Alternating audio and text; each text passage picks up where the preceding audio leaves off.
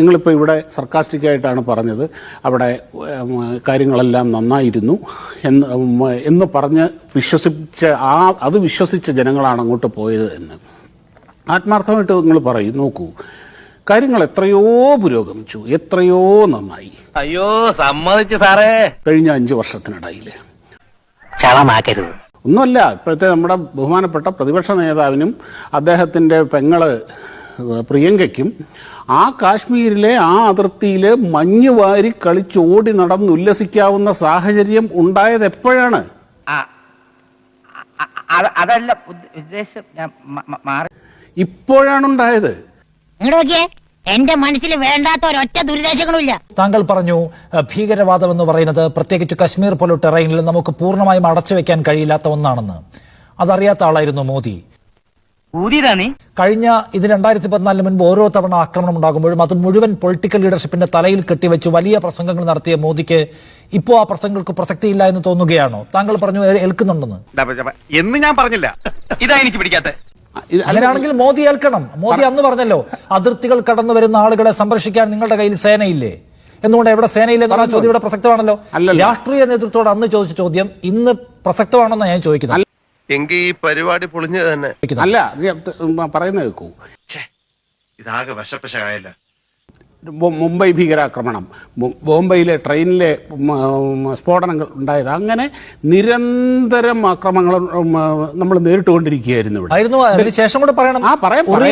മുതലാളി വിഷമിക്കാതിരിക്കും, നമുക്ക് സമാധാനമായിട്ടിരുന്ന് ആലോചിക്കാം.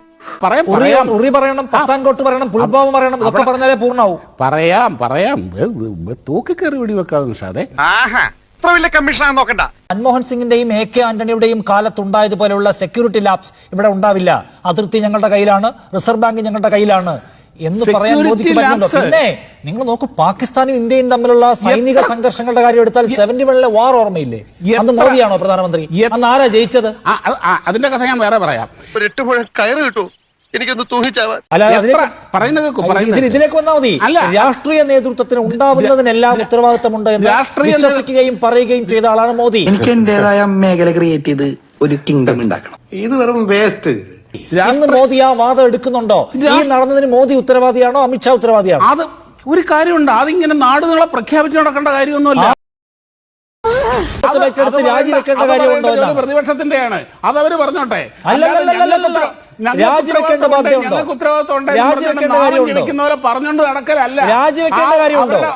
അവരുടെ ഉത്തരവാദിത്വം നിറവേറ്റുകയാണ് ചെയ്യേണ്ടത്. എന്റെ സുഹൃത്താണ് ഇവൻ, ആദ്യം പിടിച്ച് പുറത്താക്കെ.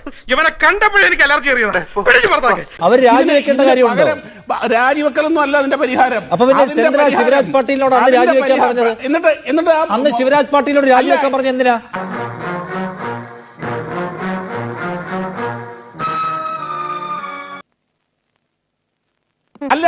അല്ലെങ്കിൽ അതിന് മറുപടി അതുപോലെ കൊടുക്കണമായിരുന്നു. എന്ത് തേങ്ങ ഇവര് ചെയ്തത്? എന്നെ